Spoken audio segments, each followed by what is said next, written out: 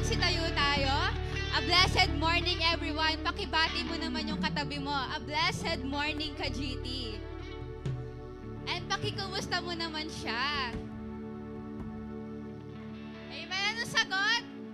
All is well. Amen. All is well na all is well. Dahil I know na ang Lord ang patuloy na kumilos sa buhay natin sa isang linggo. Amen. Amen. And today, ibigay natin yung best sa Panginoon. Amen. Amen. Sige, patuloy tayong manalangin. Yes, Lord. Hallelujah, Jesus, oh God. Hallelujah, Lord. We thank you, Lord. We thank you, Jesus, oh God, Lord. We worship you, Lord. We glorify your name, oh God, Lord. We adore you in the name of Jesus, oh God. Yes, Lord. Father, in the name of Jesus, oh God, maraming salamat, Panginoon, Lord, sa araw na to, Panginoon. And truly, oh God, that this day, Lord, ikaw lamang ang patuloy, Lord, na mapurihan, Panginoon, Lord. Ikaw lamang ang patuloy na mapasalamatan, Lord. Ang iyong ngalan lamang, Lord, ang patuloy naming itataas, Lord, sa araw na to. In the name of Jesus, oh God. And Lord, maraming salamat, Lord, sa aming youth service, Panginoon, Lord. Tunay nga, Lord, na malaya kang kumilos, Panginoon, Lord. Gawin mo ang nais mo, Lord, sa aming kalagitnaan, Panginoon, Lord. Truly, oh God, saturate this place, Lord, with your Holy Spirit, Panginoon, Lord. And dinideklarasyon namin, Lord, na ikaw lamang, Lord, ang patuloy na kikilos, Panginoon, Lord. Ngayon pa lamang, Lord, kinakansela na namin, Lord, ang gawa ng kaaway. In the name of Jesus, oh God, your Holy Spirit mo, Lord, ang patuloy na mangusap, Lord, sa buhay ng bawat isa, Panginoon, Lord, that your will be done, Lord, sa oras ito, sa lugar na to, in the name of Jesus, oh God, and Lord, maraming salamat, Panginoon, Lord, sa aming youth series, oh God. Truly, oh God, in every season, Lord, kami patuloy na magra-rise sa iyo in the name of Jesus, oh God. And truly, oh God, that you are the fulfillment, Panginoon, Lord, of every symbol, and you are the most powerful, Panginoon, Lord. Kaya gawin mo ang nais mo sa aming mga buhay, Panginoon. We know, Lord, na marami ka pang plano, Lord, na marami ka pang gagawin, Panginoon, and hindi namin lilimitahan, Lord, kung ano ba yung gagawin mo, Lord, sa aming mga buhay, oh God. Dinideklarasyon namin, Lord, yung patuloy na pagkilos mo, Panginoon, Lord. Our hearts and minds are open, Panginoon, Lord, sa lahat pa ng gagawin mo in the name of Jesus, oh God. And Lord, as we live, Lord, sa bundong ito, Panginoon, Lord, dinideklarasyon namin, Lord, na ikaw ang patuloy na makita sa amin, Panginoon, Lord, and we will share your word in the name of Jesus, oh God, Lord. Gawin mo, Lord, ang nais mo, Lord, sa araw na to, Lord, sa aming youth service, oh God. Ikaw patuloy, Lord, na mapurihan at maitaas sa pangalan ni Jesus. Amen.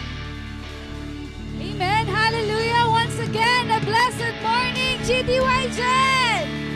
Amen. Today, we're going to celebrate the powerful love of Jesus. Amen. His love is real. Amen. And His love is here. Amen.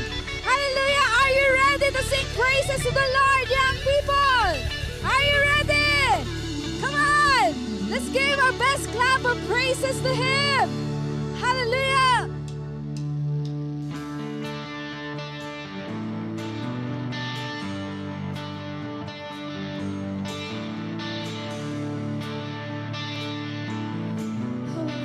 Jesus,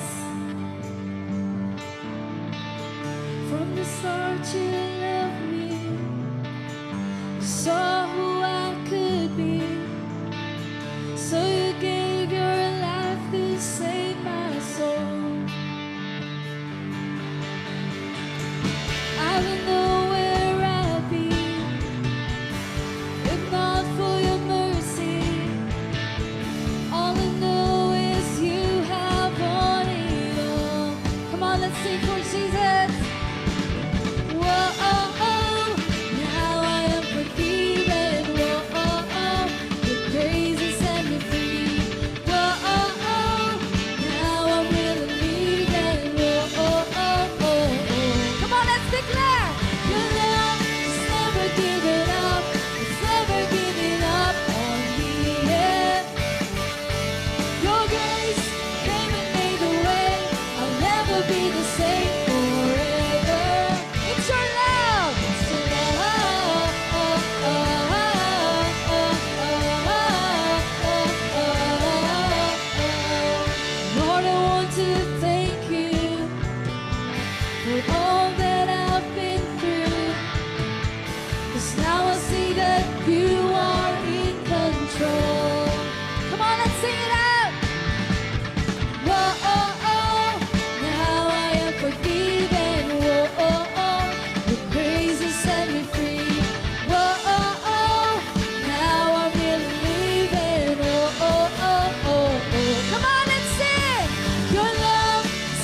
given up, He's never given up on me. Yeah. Your grace came and made a way.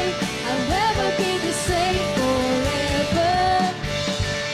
It's your love.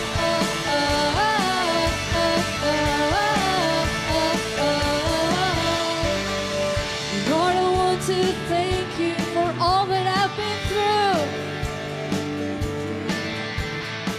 'Cause now I see that you are in control. Hallelujah. Oh, oh, oh. Now I am forgiven. Oh, oh, oh. Your grace has set me free. Oh, oh, oh. Now I'm really leaving. Oh, oh, oh, oh, oh. Your love is never giving up. It's never giving up on me. Yeah. Your grace came and made the way. I'll never be the same forever. Come on and sing. It's your love.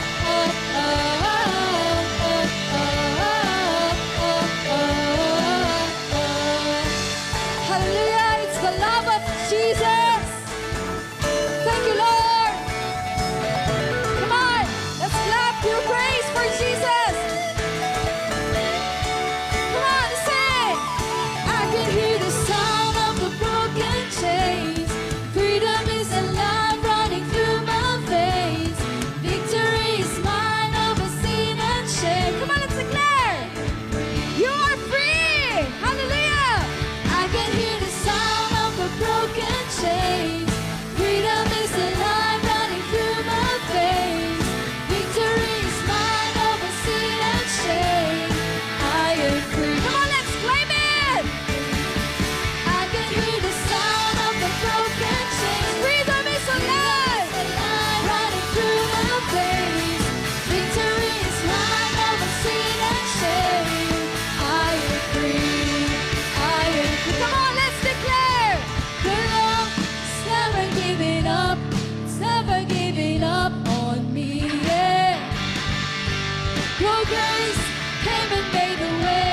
I'll never be the same forever. Your love is never giving up. It's never giving up on me. Yeah. Your grace came and made a way. I'll never be the same forever. It's your love.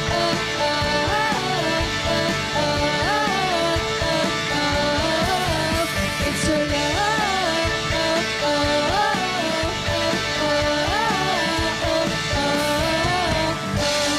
Hallelujah. It's the love of Jesus.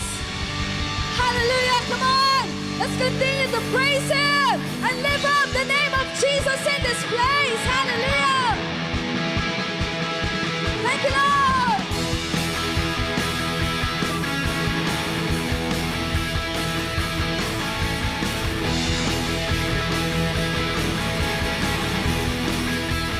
Come on, let's sing. The holy roar of God resound. Watch the waters part before us now. Come and see what He has done for us. Tell the world of His great love. Our God is a God who says, let's sing loud. Our God is a God who says, let God arise, let God arise. Our God reigns now and forever. He reigns now and forever. Hallelujah! Let God reign in your life forever. We'll run for sure, and the church will stand, and the church will endure. 'Cause He holds the keys of life, our Lord. Let us no sting, no final word. Our God is the God who saves. Our God is the God who saves.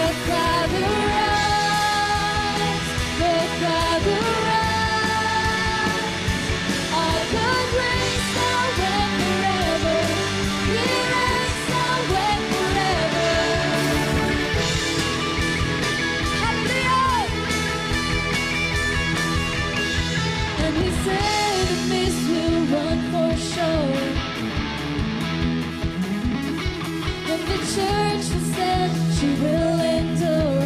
'Cause we hold the keys. 'Cause we hold the keys of life, our Lord. Let us no sleep, no final word. Our God is a God who says, let's sing it out. Our God is a God who says, let God arise, let God arise. Our God reigns now and forever. He reigns now and forever. God arise, let God arise. Our God reigns now and forever. He reigns now and forever. Hallelujah. Let God reigns in your life, young people. And let's tell the whole world that our God is a God who saves. Amen. Come on, let's declare. Our God is a God who saves. With your loud voice, sing. Our God is a God who saves. Come on. Our God is a God who saves. Awitin mo. Our God is a God who saves. So we declare, our God is a God who saves. Yes, He is. Our God is a God who saves. Come on, with your loud voice. Our God is a God who saves. One more time, let's sing. Our God is a God who saves. Let God arise. Let God arise. Our God reigns now and forever. He reigns now and forever. God arise. Let God arise. Our God reigns now and forever. He reigns now and forever. Hallelujah.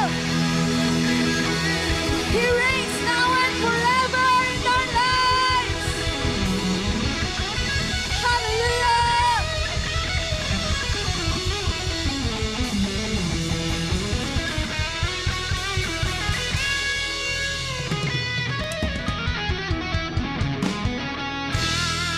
Hallelujah. Let God reigns in our life. Let God arise in your life. Hallelujah. Oh, we praise your name, Jesus. We lift your name in this place, oh God. Hallelujah. Holy Spirit, fill this place.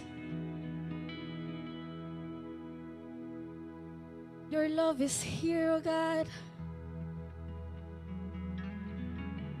Your love is real. Thank you, Jesus. Oh, we bless your name. We lift your name, Holy Spirit.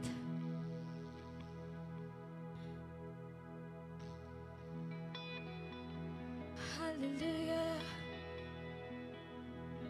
Come on, let's worship the Lord with all our hearts, with all our minds, with all our soul. Hallelujah.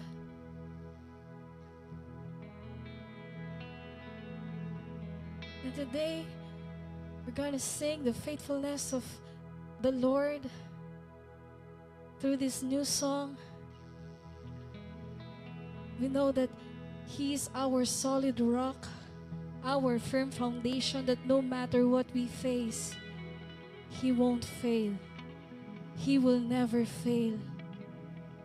And today, let's worship Him with confidence and declare our trust in Jesus as we sing this new song. Hallelujah. Thank you, Jesus. Oh, thank you for your love. Hallelujah. We worship you, oh God.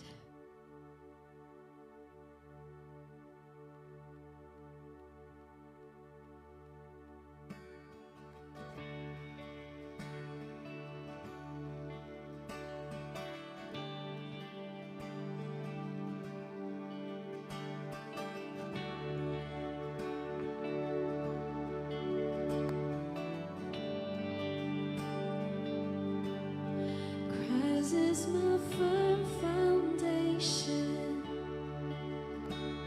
the rock on which I stand, when everything around me is shaken. I've never been more glad that I put my faith in Jesus. He's never let me down. He's faithful through generations. So why would he fail now? He won't. He won't. I've still got joy in chaos. I've got peace that makes no sense, so I won't be going under. I'm not held by my own strength, 'cause I build my life on Jesus. He's never let me down. He's faithful in every season. So why would he fail now? He won't. He won't. I've still got joy in chaos. I've got peace.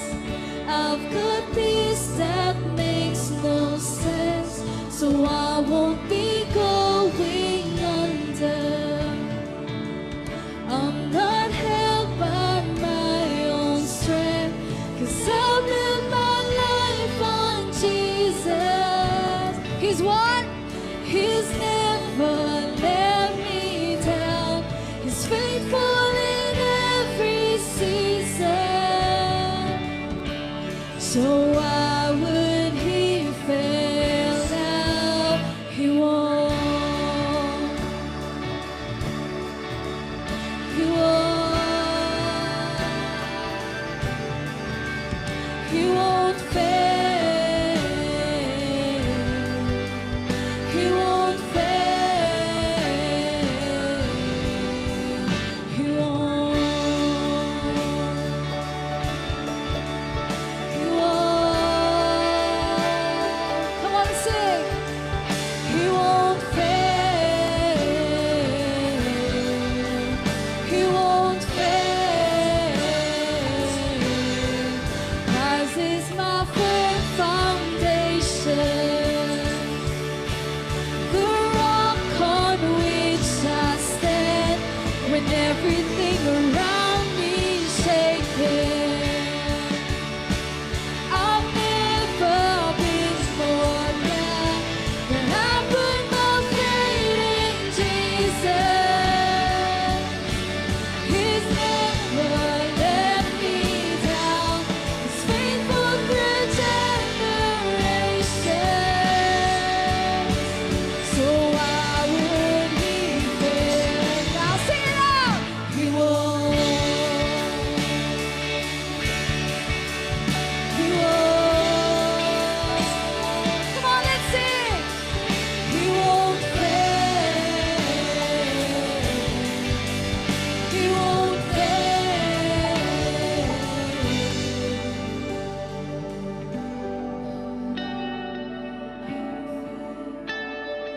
Oh, he never fails. We're gonna make it through, because Jesus never fails.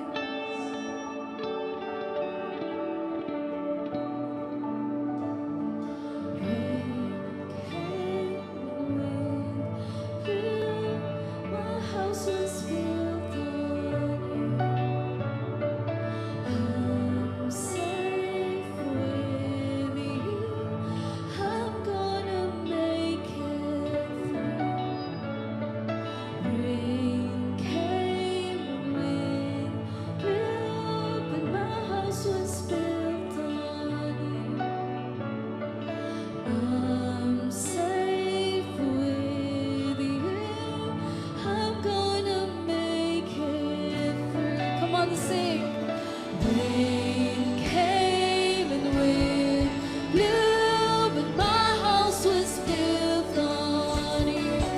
I'm safe.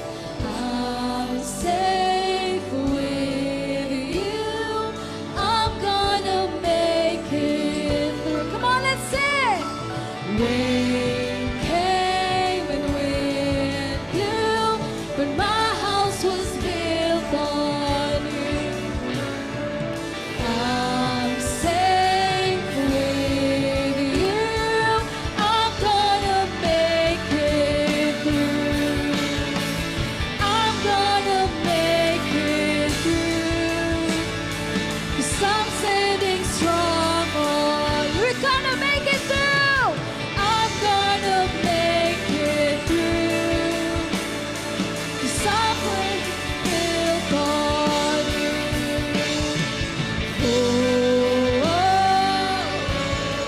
Oh, I'm gonna make it through.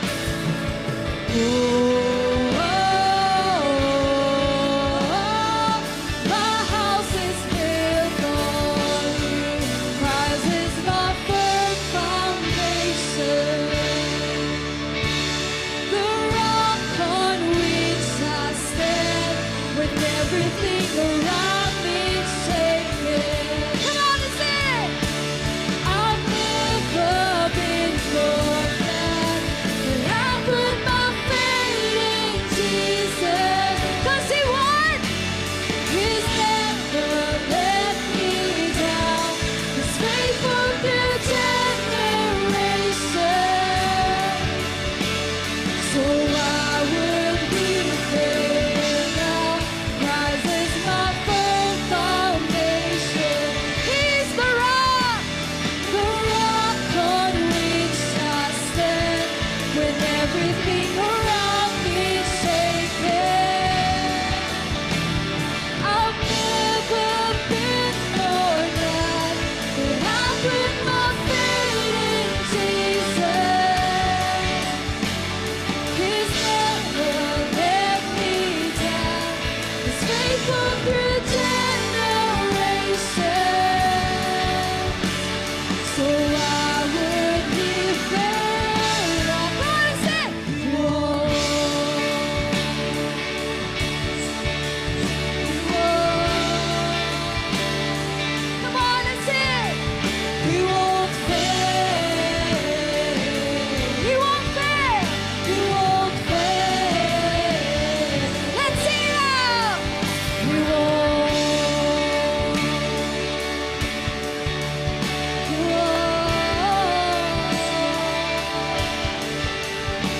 won't fail. He won't fail. He won't. Oh, He won't fail. He never failed us. You never fail us, oh God. Our God never fails young people. Come on and sing it out. The rock on which I stand, when everything around me is shaking with your loved ones.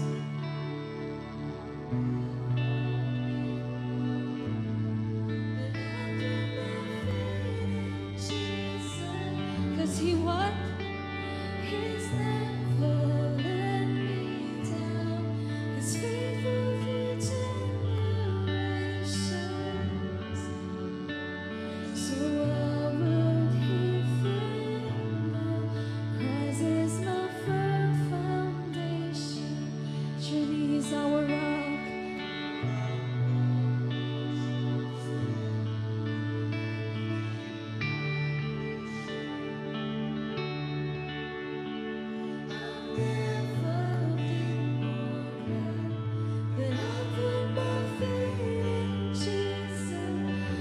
He will never let you down,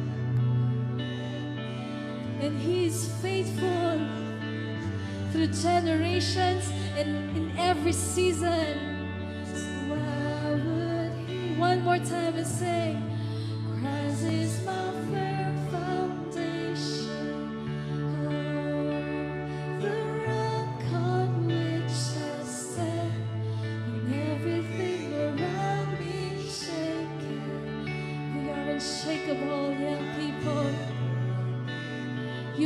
unshakable. Hallelujah.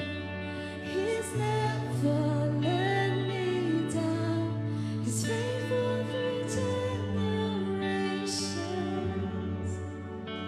So why would he fail now? He won't.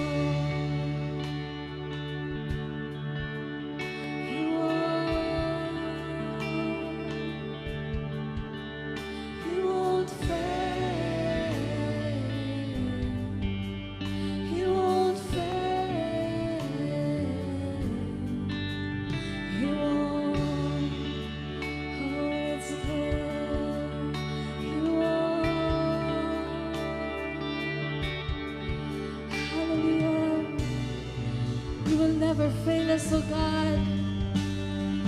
Right now, oh God, we want to thank you, Jesus, for you are our rock, our solid rock, our firm foundation, Panginoon, that in every storm of our lives, you never fail, you never change, you never fail us, oh God.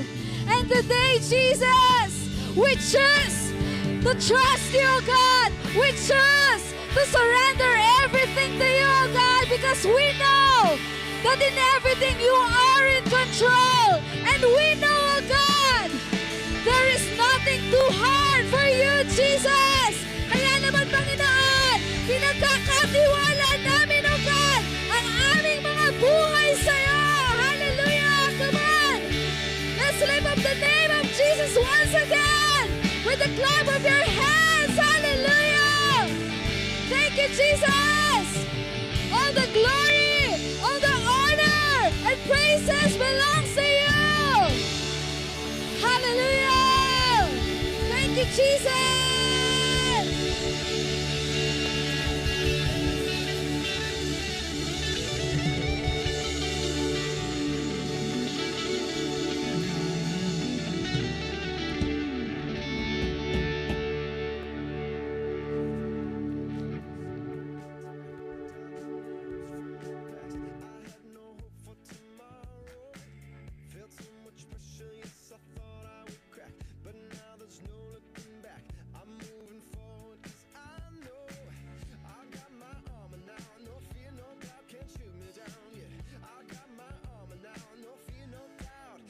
Shoot me down, down, down, down, down, down, now I'm bulletproof because of you, and now I'm bulletproof. Amen. Good morning, GT, GT, GT. Why, Jen? Why, Jen? Why, Jen? Amen. Sunshine morning sa ating lahat. Amen. From the rising of the sun to where its place, we believe that nakapagpuri at nakapagsamba na ang bawat isa. Amen. Amen. Truly na very shine na ang panahon ngayon, Ate Ver. Kagaya ng shine na meron sa ating mga ka-GTs. Amen. Yes, the shine na nagmumula sa ating Panginoon. Amen. Kaya naman, as the sun rises, it is the perfect time na nakapagpuri at nakapagsamba na ang bawat isa. Amen. At ready na ba ang bawat isa sa kung ano ang gagawin ng Diyos sa atin sa oras na ito? Amen. Amen. Kung ready ka na, isigaw mo nga, I am blessed. Ayan, and pakisigaw natin muli that I am grateful. At sabay-sabay nating isigaw, Thank you, Lord, for today. Ayan, thank you, Lord, talaga. Kaya naman ibigay natin yung pinakamalakas na palakpak para sa ating Panginoon. Ayan, amen. Truly nga, di ba? Ang bilis na ng panahon dahil first week na tayo ng August at fourth week na sa ating series entitled, Rise God's Got You. Yes, amen. Kaya naman, special mention kay Jayan. Pwede ba nating pakidemo ang action ng Rise God's Got You? Para Tayo may, ka. may gayahin ng ating mga ka-GTs. Naiya daw siya, pero nakasmile na siya. Ayan. Ayan. Nakuha niyo ba ka-GTs? Amen. Sige, sabay-sabay tayong lahat. Sige, Ready? kahit nakaupo na lang. Ayan. 1, 2, 3, go! Rise, God's got you. Ay, Ay, wow. ulit. Kasi yung banda dito parang hindi sila nakasama. Ready? 1, 2, 3, go. Rise, God's got you. Ayan, truly, God's got you. Kaya don't limit what God can do in our life. Amen. And let go of the parameters we've placed around God. Amen. And I know, no, na marami pa tayong mas matututunan sa oras na ito. And before that, no, let's proceed muna sa ating mga announcements. Ayan, so for our announcement, ang palaging tanong ng bayan, gumagalaw na ba ang ipon ng bawat isa?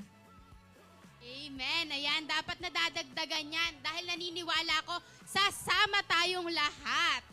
Amen! And pakisabi naman sa katabi mo, tingnan mo yung mga katabi mo na yan. Tuki ka ne. Ulit, tuki ka ne. Ayan. Ayan, tuki ka, tuki kami. Amen. Tuki ko, tuki ka, tuki tangan. Yes. And also, pwede pang humabol para sa ating Shepherd Savings. No? Lapitan lang natin si Ate Gail na ating Youth President. Amen. Because we believe that God will provide. Amen. Huwag na natin i-worry pa yung mga budget na yan. Amen. Dahil God will provide. And next year pa siya, marami pa tayong preparation. Iwas muna tayo sa Shopee, sa Lazada, sa TikTok Shop, di ba? Para makapag-ipon tayong lahat. Amen. And pakisabi naman sa ating sarili na sasama ako. Sasama ako. And ayan. Narinig ni Lord yan, sasama ka. Kaya makikita namin kayo next year. Amen. Amen. So sama-sama tayong lahat at walang maiiwan. Amen. So for our next announcement, Ayan. So for our next announcement is magkakaroon ng leaders and workers meeting after the main service. ayan, that's all for our announcement and we know na ready na tayo makinig para sa salita ng Diyos. Amen? Amen. Kaya naman, we know, nakikita naman namin sa mga mukha nyo na ready na kayo. Kaya naman, let's call on our preacher for today, our youth pastor, Kuya Sam.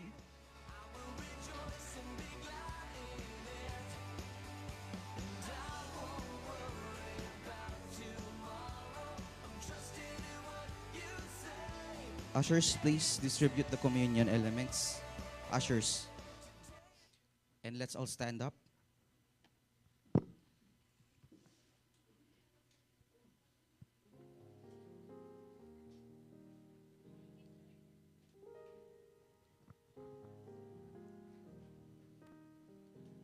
Go ahead. Ushers, dito tayo sa stage, please.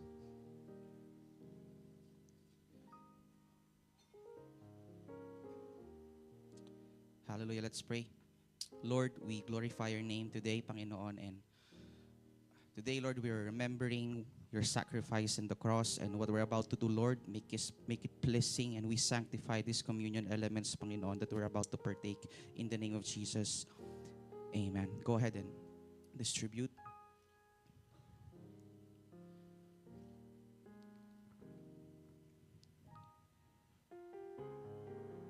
I think this is the first time na mag-lead ako ng communion. Tama ba? This is the first time that I will lead communion. And let me just remind you, young people, that communion is not just a plain, ordinary routine that we do every month. Communion is very holy. It's sanctified. Why? Because, okay, sige. Nagkakagulo sa tinapay.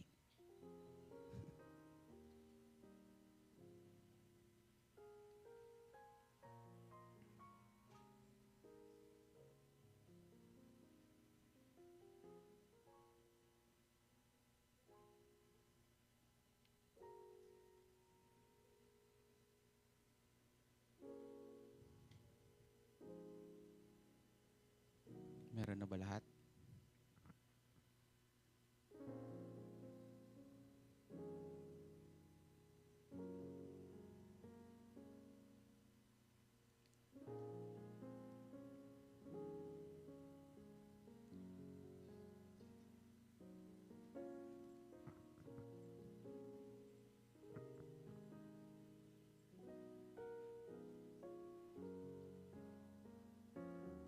Kagaya ng sinabi ko kanina, this is the first time I think I'm leading communion, and mga kabataan, gusto kong maging malinaw sa atin bakit natin ginagawa to.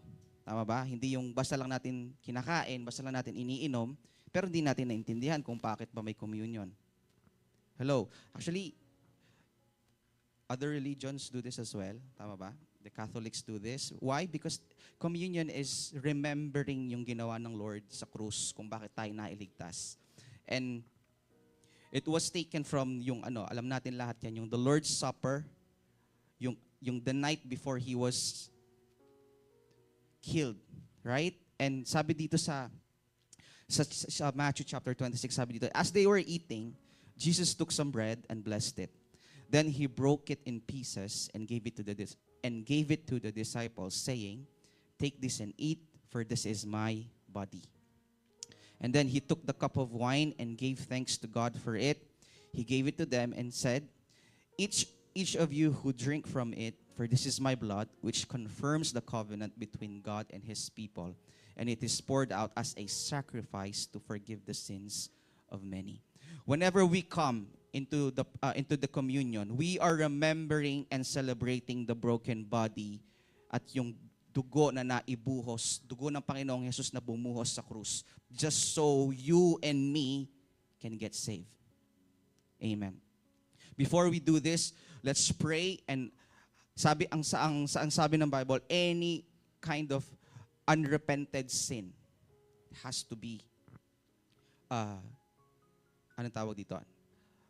It has to be addressed before we partake this, or else you will eat and you will drink curse. So let's pray. Hallelujah. Hallelujah, Jesus. Panginoong Jesus, lumalapit kami sa umagang ito, Panginoon, Lord. Inaalala namin yung napakalaking sakripisyo na ginawa mo para sa aming mga kasalanan. We remember your broken body, your shed blood, because you were paying for the penalty of our sins. And before I take this bread and drink this cup, Lord, we repent for any kind of sins we have committed before you. Lahat ng nasabi namin, nagawa namin, intentional man or hindi. Lord, any kind of emotions that is not pleasing sa iyong harapan, Panginoon, we repent and we ask for forgiveness in the name of Jesus. We also take this moment, we don't take this moment lightly because we recognize how precious and holy this moment is. And we want to thank you, Lord, for your sacrifice, and we thank you for the result of your sacrifice. We only not remember it, but we rejoiced over it. And we thank you that because of what you did for me, we can have our sins forgiven and we have access to eternal life. Thank you, Lord, for loving us. And thank you, Lord, for the great price for my redemption. In Jesus' name, amen. Let's eat and let's drink.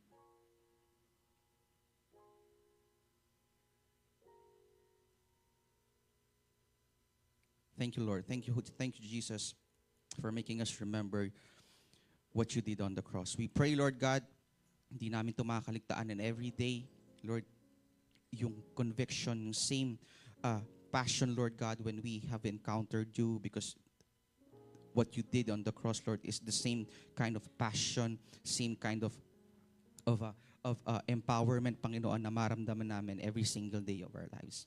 Maraming salamat in Jesus' name.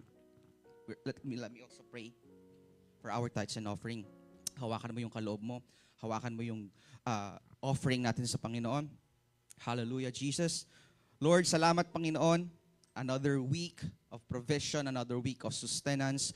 Lord, thank you for sustaining us. Thank you for providing for us, Lord, this whole week. And right now, Panginoon, we will give what is due, what you deserve, what is due for your kingdom, for your ministry, Panginoon. And we bless every seeds, Lord God, that will be planted today, when we declare that it will be used only for the expansion of the gospel, to reach out the lost, to reach out other young people na wala pang relasyon sa iyo, Panginoon. Maraming salamat. I declare kingdom abundance sa kanilang mga buhay, Lord.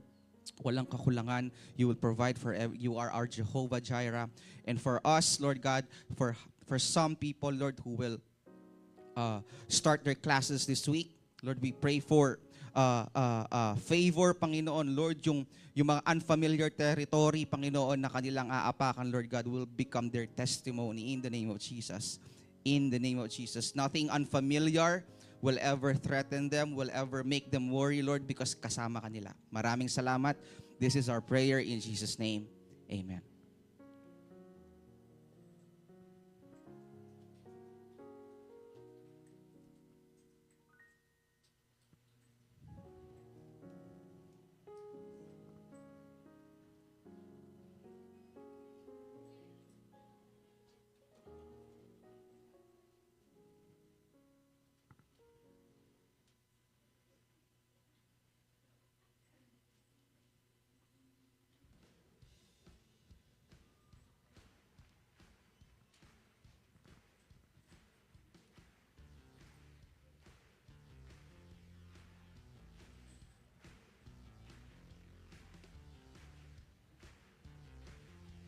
Please be seated.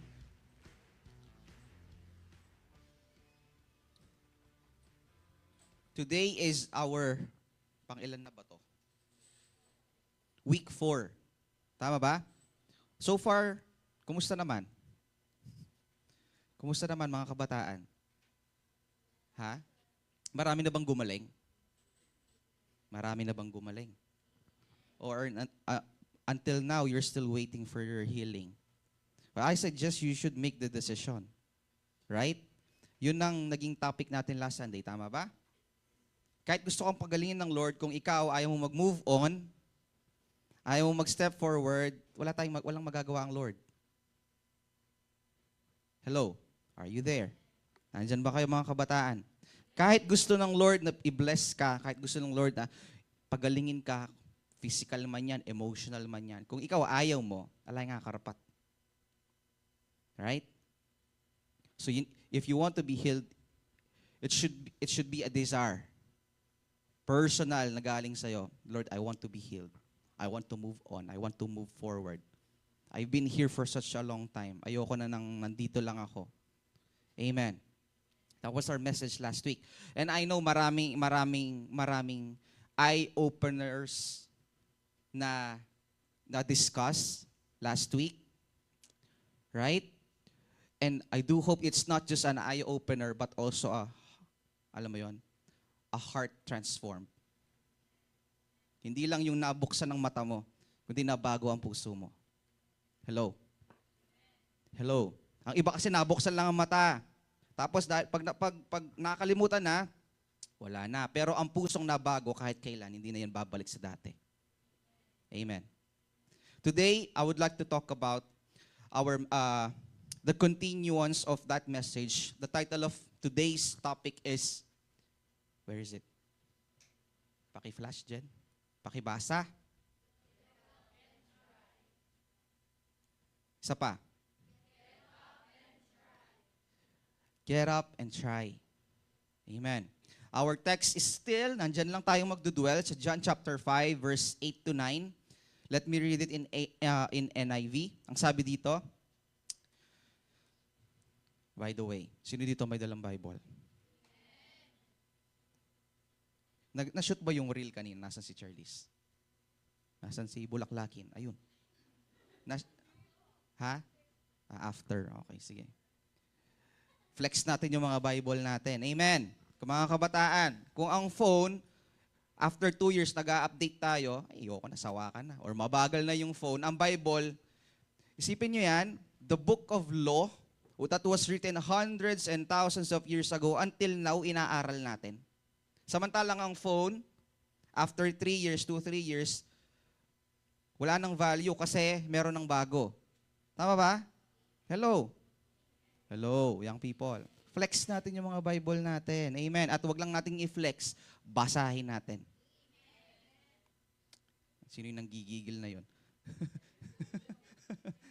Basahin natin uli.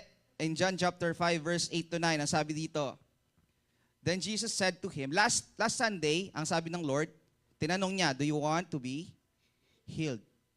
Tapos ang reply nung man is, sabi niya, nagbigay siya ng excuse. Right? Instead answering the question directly, he gave an excuse. Now, this is the continuation.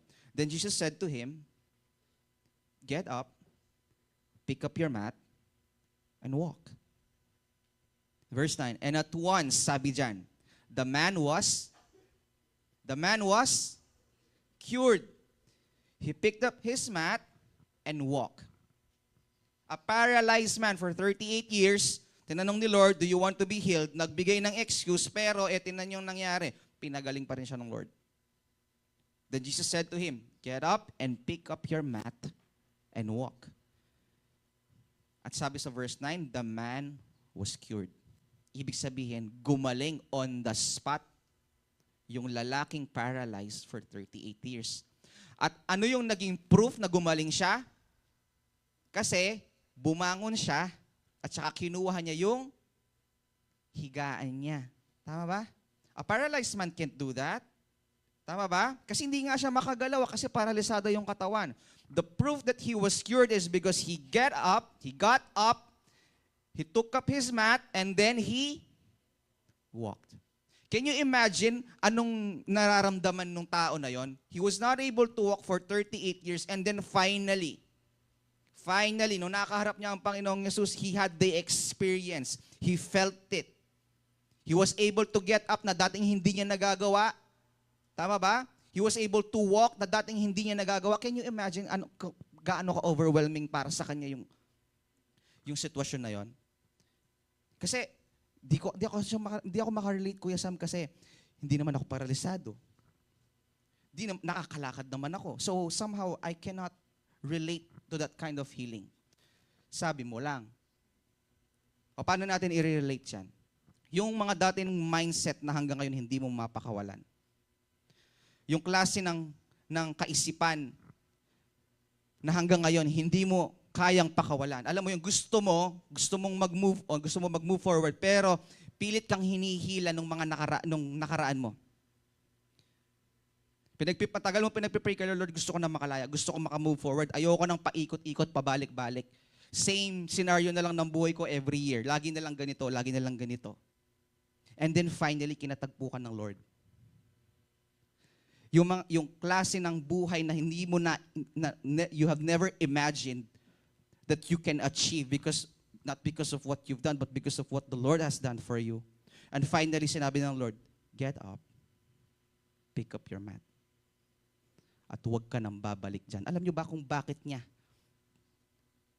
pinakuha yung higaan niya? Kasi ayaw na ng Lord na bumalik siya dun sa sitwasyon na yun. Ayaw nang bumalik, dahil ang isang taong gumaling, una-una, hindi na nagsasakit-sakitan.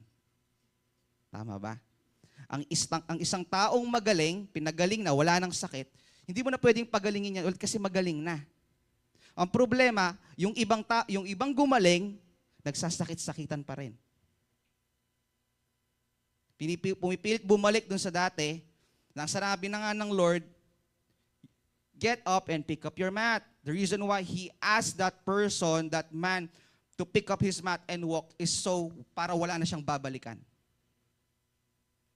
Hindi lang love life ang wala nang babalikan.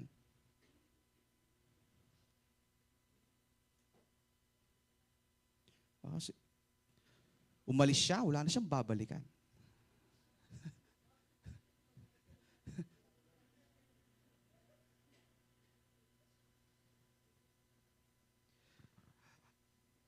Isa kasi sa mga problema sa atin, huwag niyong misinterpret to ha, nakailang altar call ka na, ilang beses ka nang ministera ng pastor, tama ba? Nagpapa-pray over ka, pag ministeral, ilang beses ka nabuwal dyan, no? Pero after that, parang walang nangyari. You keep on committing the same mistakes. You keep on going back to that old life.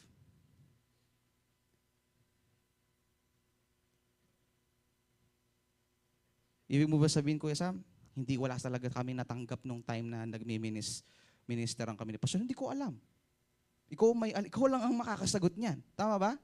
Hindi ko pwedeng sabihin, hindi totoong, hindi genuine yung naging yung pagmi-minister sa'yo ng Lord or ng Holy Spirit nung naglay hands si pastor sa'yo. Hindi ko masasabi yun. Ikaw mismo sa sarili mo, alam mo.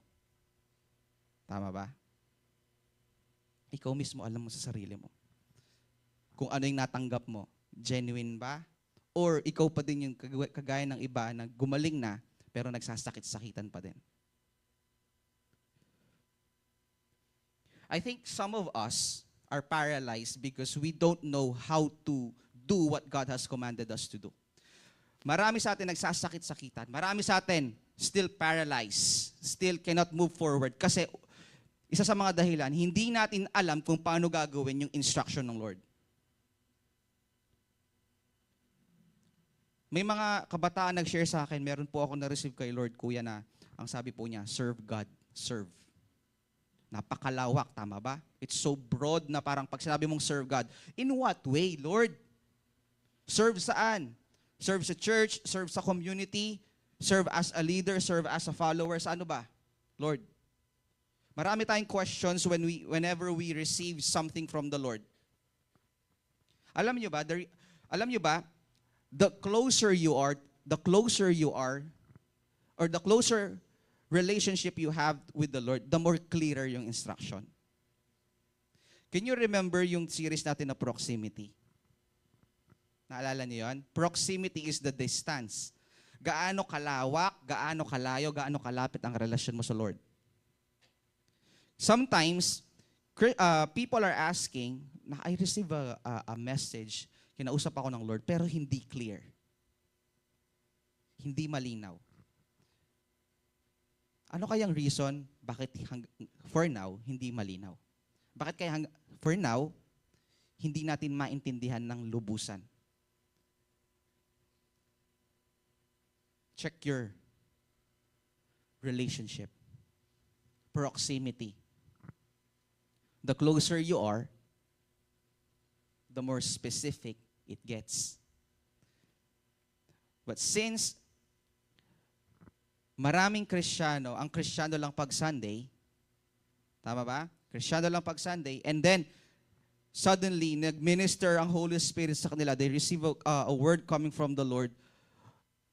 Maraming questions, Lord, hindi ko alam kung paano ko siya sisimulan. Lord, hindi ko alam kung ano bang ibig sabihin nito. We cannot move forward kasi tayo mismo hindi malinaw sa atin kung ano ba yung dapat nating gawin.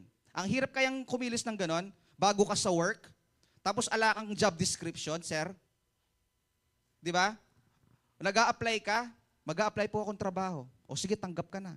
Kalub mo kinabukasan ala kang job description, mubalo ng gawan mo. Di ba ang hirap nun?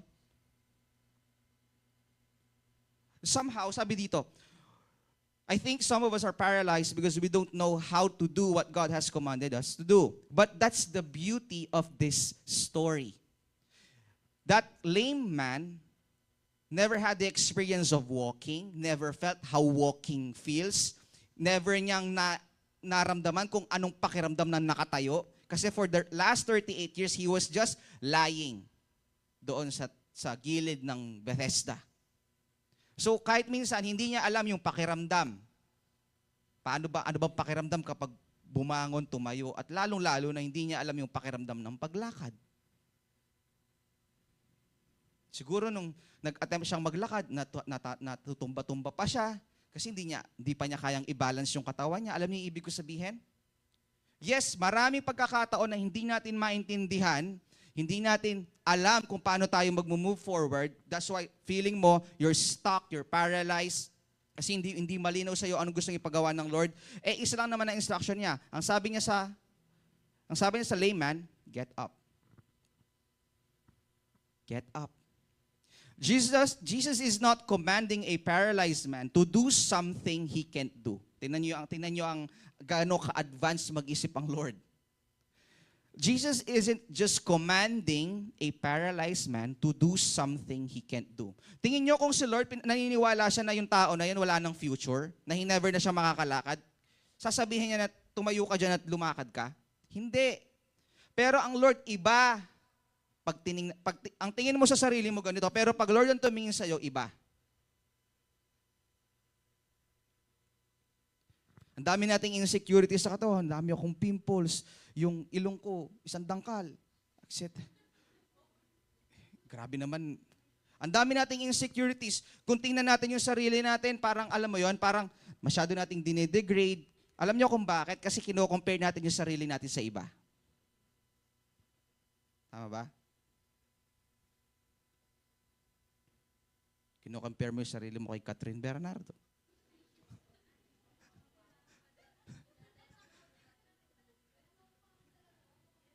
Kay Marian Rivera. Tapos sasabihin mo sa, Kuya Sam, na-insecure ako. Paano hindi ka may insecure?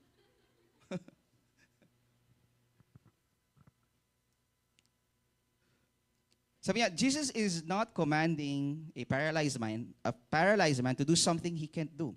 But he is calling him to be someone he's never believed he could be. He is calling him out to be someone he's never believed he could be. Tayo mismo sa sarili natin, hindi natin alam niyo yun, ayoko mag-spoil pero merong kabataan na nagsabi na parang mas kilala pa po niya yung sarili ko kesa kung parang mas kilala pa nung tao na yon yung sarili ko kesa kung paano ko nakilala yung sarili ko. Si Lord makantayo. Akala mo, ito yung, this is how you look at your life. This is how you look at yourself. Pero ang Lord, iba. Sabi dito, He's not commanding him to do something he can't do. He called him out to be someone na siya mismo, hindi niya inakala na darating ang araw, makakalakad siya. The story of healing is about Jesus healing the man's identity as much as it's about healing the man's legs. Ang unang ginamot ng Lord, kung paano tingnan ng tao na yun yung sarili niya. Yun ang unang in-address ng Lord. Yung identity niya. Kasi kung after that, nakakalakad na siya, but he still believes that he is a PWD, di ba? Nakakalakad nga siya, manghihingi siya ng saklay. Nakakalakad na nga siya, manyadyang wheelchair. Right? Kaya ang unang ginamot ng Lord, yung kung paano siya mag-isip, paano niya tingnan yung sarili niya. Ikaw, paano mo ba tingnan ang sarili mo?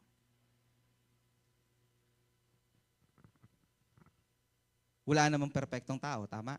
Lahat may insecurities. Right? May matangkad, may maliit. May chubby, may payat. May matalino, merong sakto lang.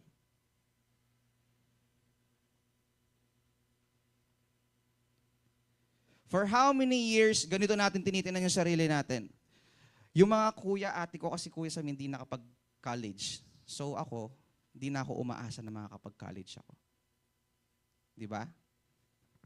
Di ba? Kadalasan nangyayari yan sa Filipino culture. Porque hindi natapos yung mga ate at kuya niya, ang tingin niya na sa sarili niya after high school or kung di man, hanggang high school lang siya.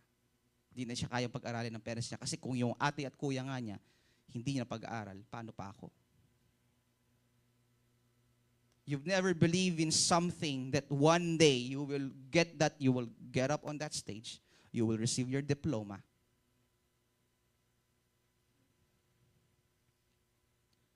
You will pass the board exams. One take. You will get a job. Hindi mo ma-imagine ngayon. You will get a job. You will get promoted. And the Lord will be glorified in your life. Ayaw mo ba yun sa'yo magsimula?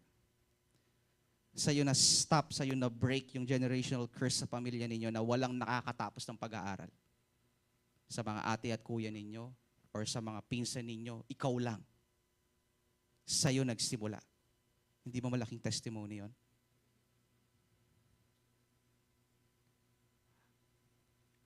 I'm not just teaching about how Jesus healed the man. Mga kabataan, gusto kong mangarap kayo Gusto ko mangarap kayo para sa unang-una, yung pangarap nyo, make sure kasama si Lord. Amen. Mangarap kayo kasama ang Diyos. Walang limitasyon. Sabi nga, hindi bawal ang mangarap. Mangangarap ka na rin lang, lubus-lubusin muna. Lubus-lubusin mo na yung pangarap mo, pero isama mo ang Lord lagi sa equation. Never ever make a plan or set a goal na wala ang Lord.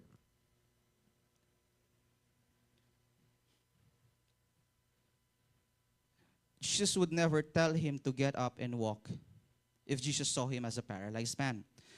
Jesus saw him for who he really was and not the issue or condition that had defined him. Tayo kabaliktaran. Tinakikita natin yung sarili natin based dun sa issue mo at sa kung ano yung issue na yun na naging definition ng buhay mo.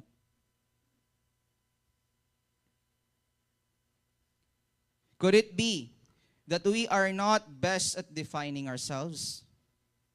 Could it be that Jesus may know us better than we know ourselves? Yes. 100% yes. Could it be that Jesus is not teasing you by commanding you to live holy, but that He knows something about you that you don't? Tingnan mo yung katabi mo. Kaliwa at saka sa kanan.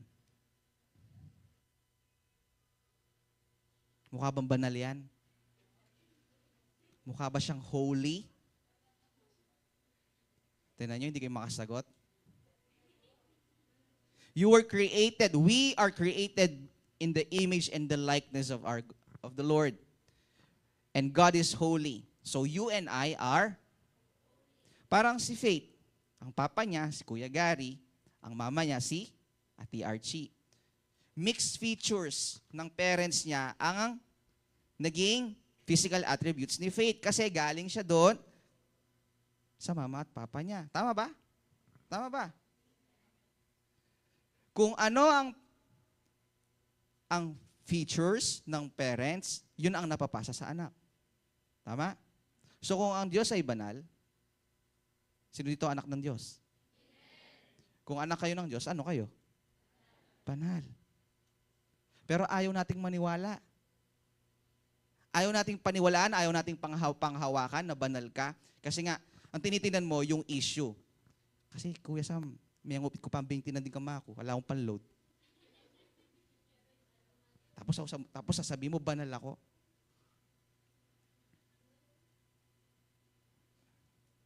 Di ba? We focus on dun sa issue, we focus dun sa nagiging definition mo, we forget what we are called to do, what you are made, based on the image and the likeness of the Lord. He's not teasing you by commanding you to live holy. Hindi tayo kino-command ng Lord to live a holy life just because He wants us to live a holy life. He's calling us to live a holy life because that's your destiny. That's why you were made. You were made as a holy, pleasing, sabi diyan, created in the image and likeness of God. So if hanggang ngayon nagtataka ka pa rin why the Lord is calling us to live a holy life, tao lang ako. Check mo yung source mo. Kanino ka ba nanggaling? Sino bang pinanggalingan mo? Sino bang lumalang sa'yo? Sino bang pinaglilingkuran mo? Amen?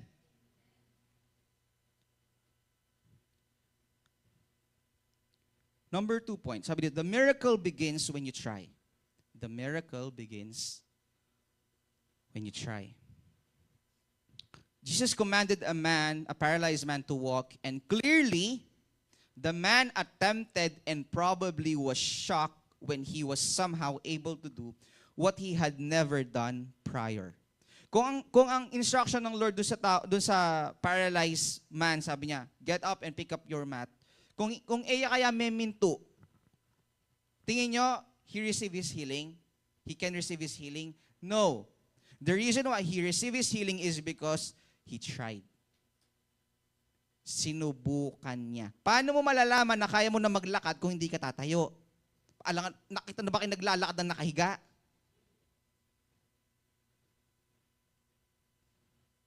Paano niya malalaman na magaling na siya kung hindi niya kayang bumangon nang walang suporta ng mga taong nasa paligid niya? Paano niyo malalaman na hindi na siya lumpo nung iya maglakad? How often do we stay paralyzed because we assume that our attempts of moving won't work? Ito yung mga Kristiyano na sa sobrang advanced nilang mag-isip, ayaw na nilang mag-try. Yung pagiging advanced nilang mag-isip, sobrang pessimistic nila. Pag sinabing pessimistic, negative thinkers. Yung hindi pa man nangyayari, pero sa isip nila, nangyari na. Nakita na nila na nag-fail sila, nakita na nila na hindi nila kaya, nakita na nila na hindi nila kaya mag-move forward. Hindi pa man nila sinusubukan.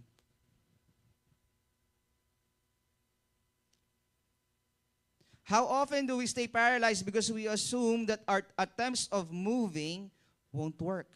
Madalas, ang mga Kristiyanong hindi nag-move forward, hindi sa dahil paralyzed sila.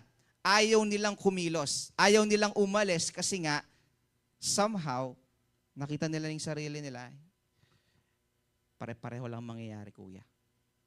Sa totoo lang, pagod na ako. So, okay na ako dito. Hindi dahil hindi ka pa pinagaling ng Lord, magaling ka na. Ang problema lang, ayaw mong tumayo, ayaw mong bumangon, ayaw mong itry, ayaw mong i-check kung talaga bang magaling ka na or hindi. Una-una ang Lord, pag sinabi niya magaling ka na, magaling ka na. Kung isa-second guess mo yung bagay na, check mo yung faith mo.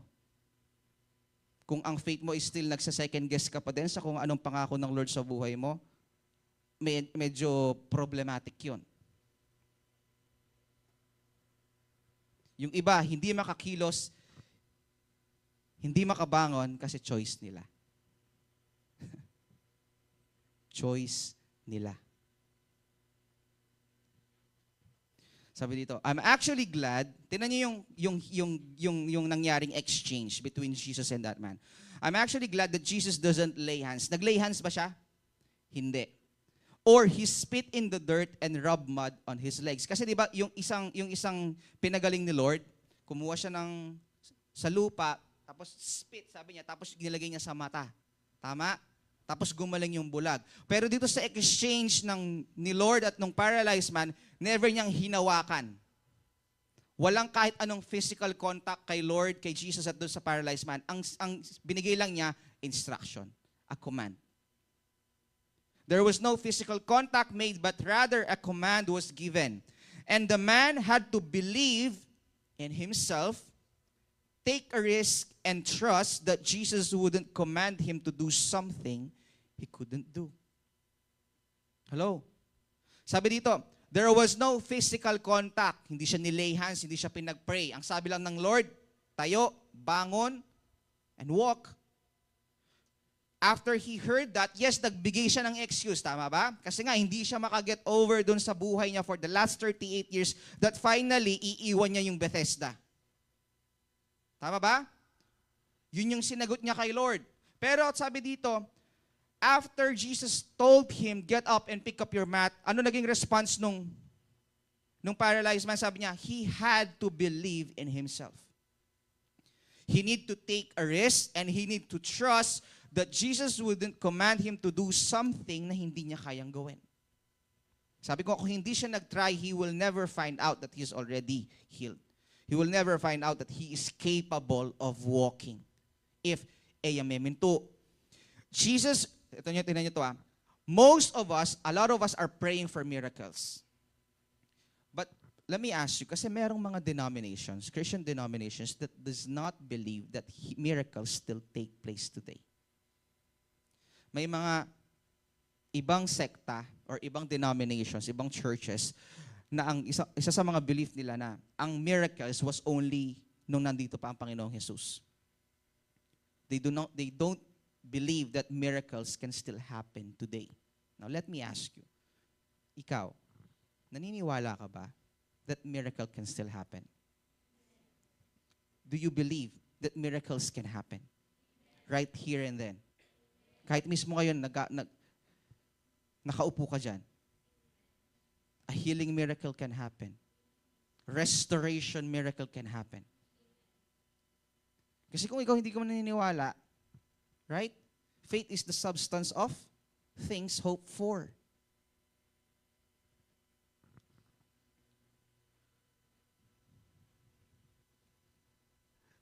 Jesus rarely places miracles in our hands.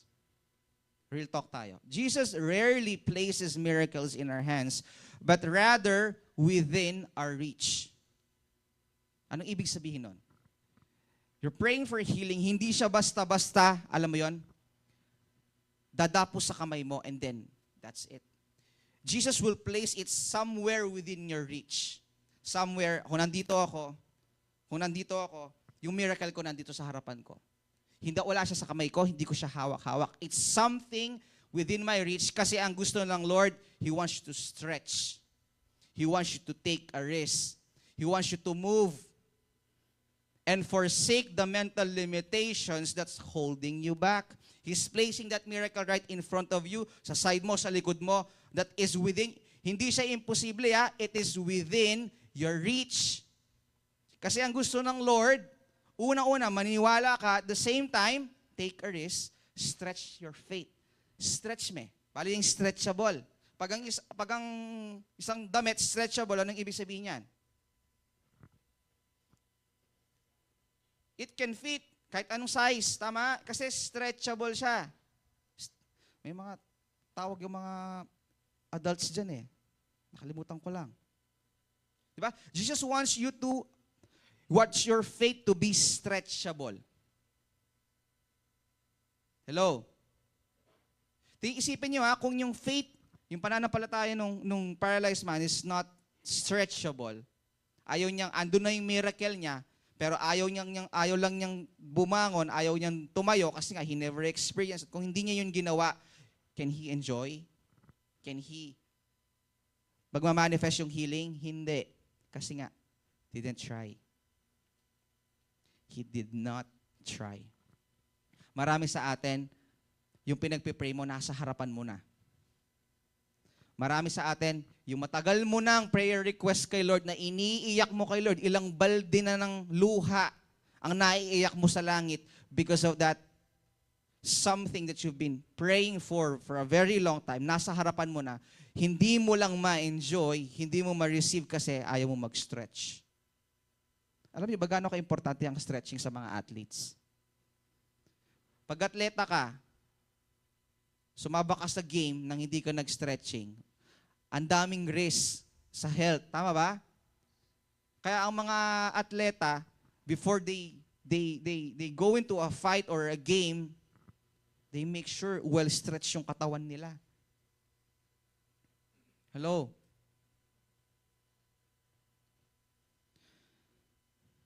Sabi dito, ang sabi nung sumulat I'm so proud of this man for simply trying because overthinking, doubt, and anxiety are all paralyzing.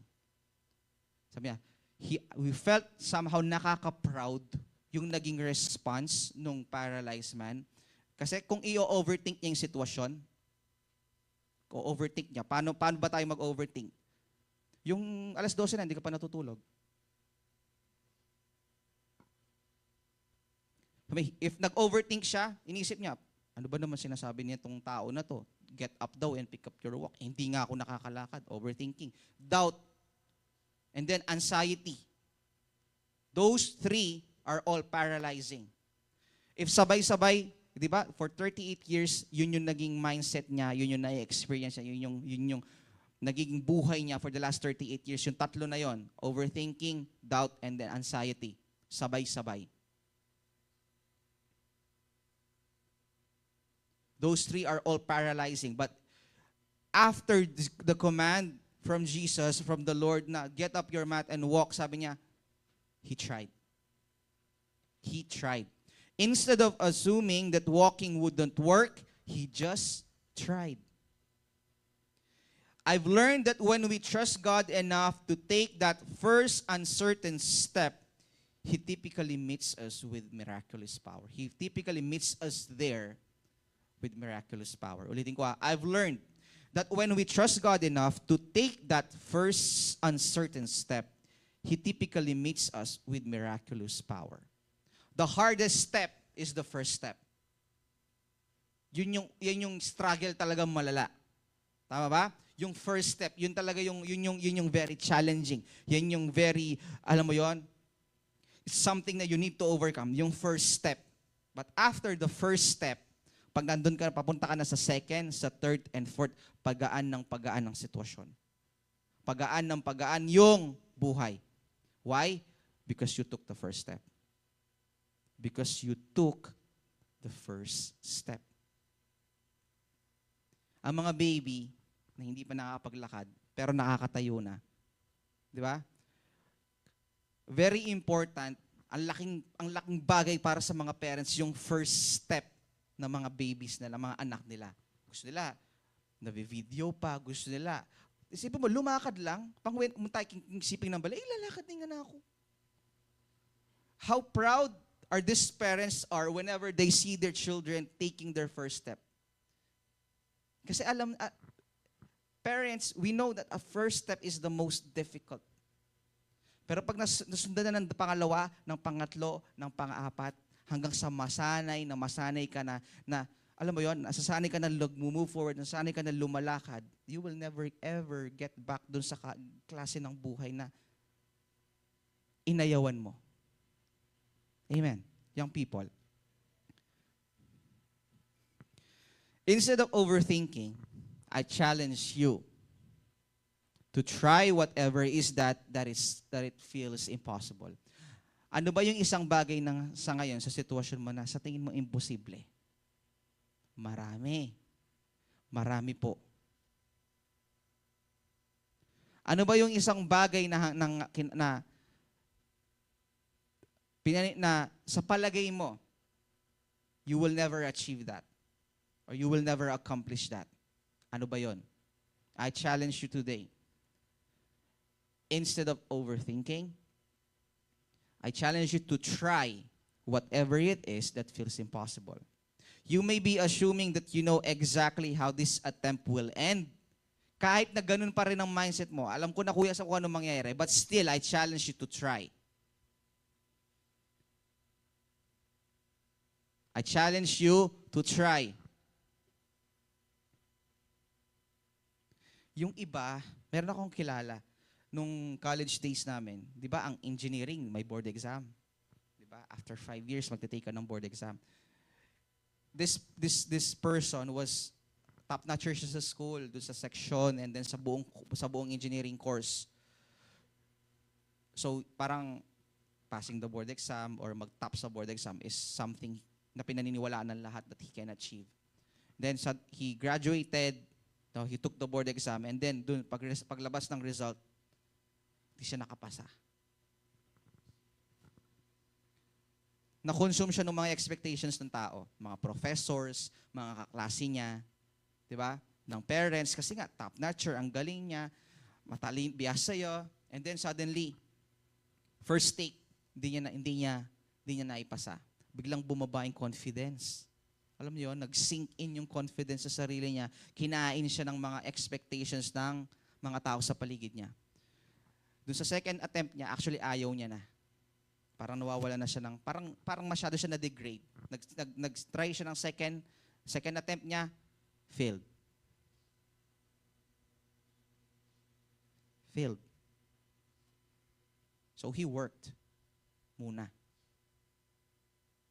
Instead of, alam mo yon, focusing ulit dun sa kasi 2 years data, sir. Di ba? 5 years, unang first take, failed. Second, failed. So, 2 taon na yung, kumbaga, lumipas. Where supposedly, he should be a professional na working dun sa field. Tama ba? So, after that, he work. Ayaw niya nang mag-try. Matalino, top-notcher, scholar. Ayaw niya nang mag-try. Lagi niya sinasabi, parang nakaka-trauma daw. Parang alam niya na, nakita niya na yung susunod na paglabas ng result, wala ulit yung pangalan niya. Pag napag-flash sa TV or paglabas ng PRC examinations, pagtingin niya dun sa, ayoko na sabihin yung letter, pagtingin niya dun sa letter kung saan nag-fall yung surname niya, wala pa rin yung pangalan niya. Ayoko nang ma-experience yun. Kasi alam ko ganun pa rin ang mangyayari. Di ba ganyan tayo? Yeah, totoo, hindi naman tayo lahat nag-board exam. Pero marami sa atin ayaw mag-try kasi nakikita na nila agad yung future, based sa kanila, na yung future nila ganito na. So ayaw na nila mag-try. Ayaw na mag-aral.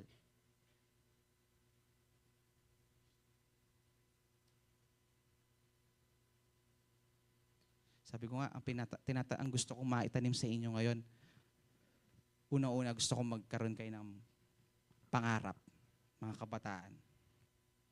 Pangarap na kasama si Lord. Never be, alam mo yon, kung ano man yung sitwasyon mo ngayon, ano man yung sitwasyon ng pamilya niyo ngayon, hindi yun ang magde-define kung ano magiging future mo. If ang mga richest person ngayon, di ba, hindi na si Villar ang richest, si Razon na. Tama ba? Hindi na si Villar ang richest person ngayon, 2025. Si Daniel yung may-ari ng ano. If those people did not have that kind of mindset, na alam mo yon, lahat naman sila sigurado nagsimula sa pinakamababa. Tama ba?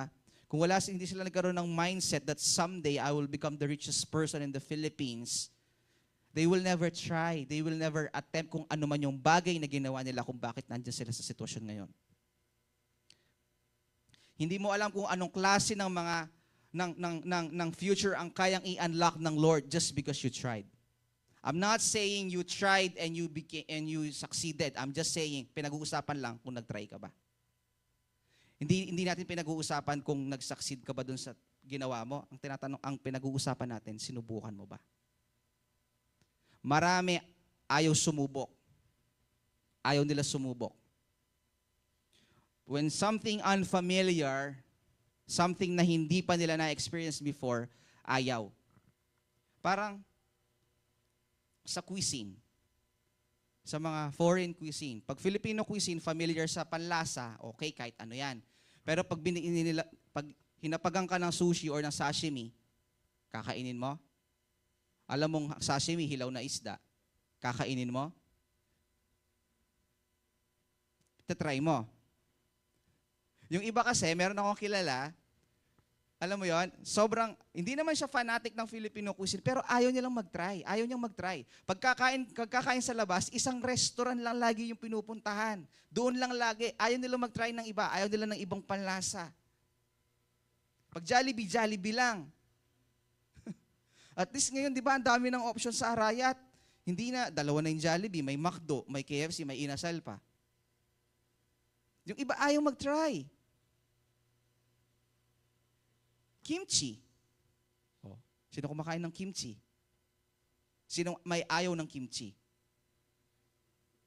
Ano, kagaya niyo ako before, ayoko din ng kimchi. Pero nung tinry ko na, di ba, sabi ni Jersey, oh, pag tinry mo na, masarap pala. Tapos, bukod doon, healthy.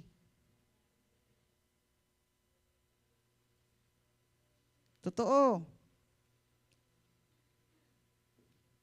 Milk tea. Sinong umiinom ng milk tea? Milk tea, milk tea. Sinong umiinom ng purong tsaa lang? Just pure tea, wala yung milk. Di ba? Pero yung mga sa generation niyo, dito na uso yung mga nagmi-milk tea, di ba? Masarap. Pero pag pure tea lang, ayaw. Kasi gusto nila may milk.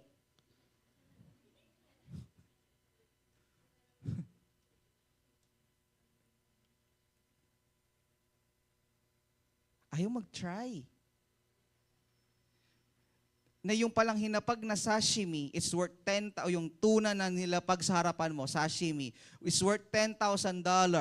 Sa totoo, it's worth $10,000 yung buong tuna na inayawan mo, once in a lifetime experience na makakakain ka ng isda worth $10,000. Magkano yun sa peso? Times 58. 580? 580 million pesos na isda, hinapag sa harapan mo, wala kang babayaran. Ang gagawin mo lang, kukuha ka ng chopsticks kahit hindi ka marunong, tiltil-making toyo, tsaka may kanan. Pinalagpas mo. O, iba naman, kasi ayaw talaga, marami kasing ayaw talaga ng sashimi. Something na kinain nyo, na ayaw nyong kainin before, na ngayon nasasarapan kayo. Matcha? Kasi gusto ko makarelate sila eh. Para saan kasi yon? Noong una, ayoko din yon. Pero nung na-experience ko siya, yung legit na sashimi sa Japan, pag nag-aaya si Ate Shai mo, sa mga supermarket, sa mga Japanese restaurant dito sa Philippines, tumaas na yung standard ko. Kasi nga, natikman ko yung authentic. Iba pag authentic, di ba? Ang pinag-uusapan natin dito is, hindi naman yung nagustuhan mo, hindi naman yung gusto mo ba siya or hindi, nag-succeed ka ba or hindi. Ang pinag-uusapan natin is kung tinry mo ba siya or hindi. Tama ba? Hello?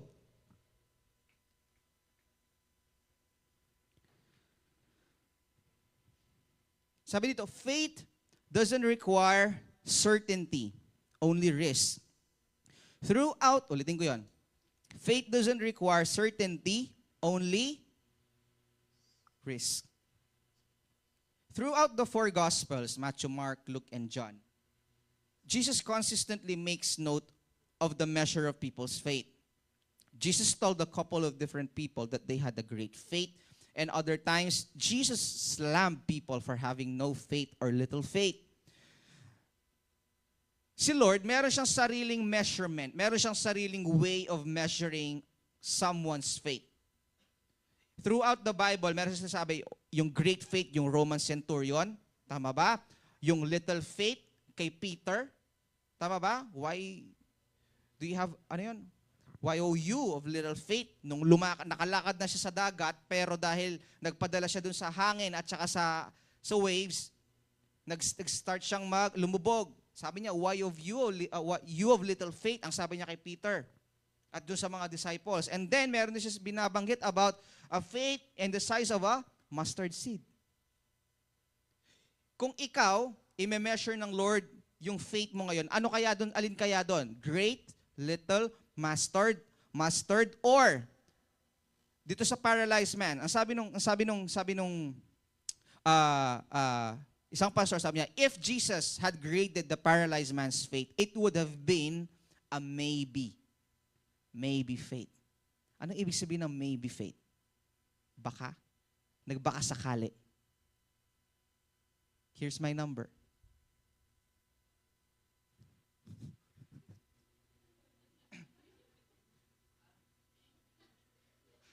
Yung iba, nag-process, naghang ng konti.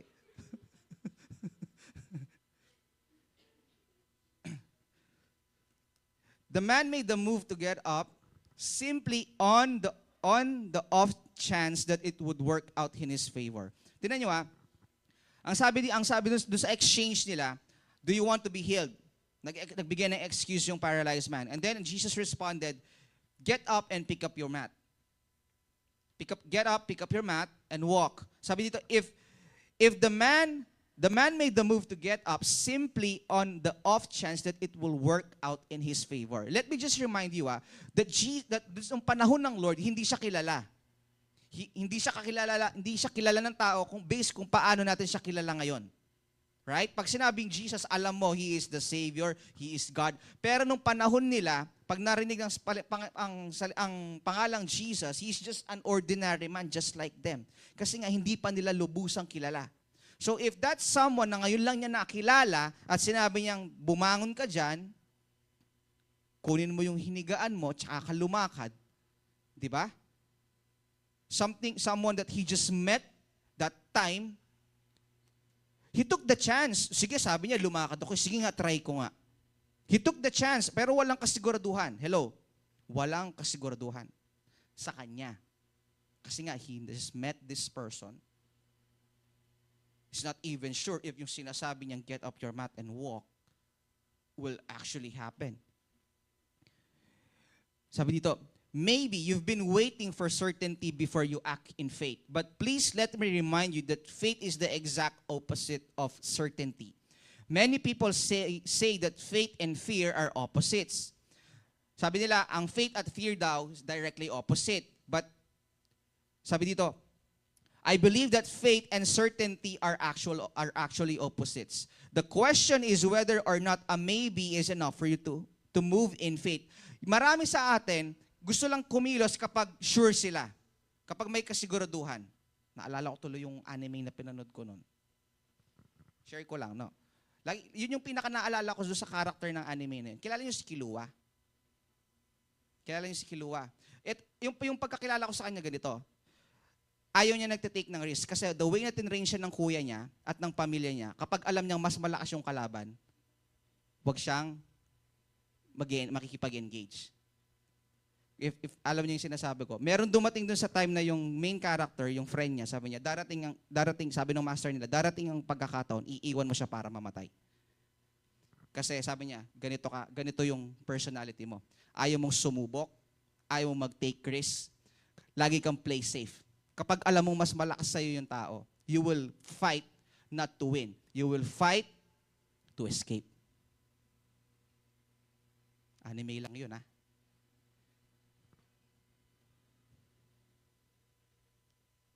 You may get the job. Sabi dito, you may.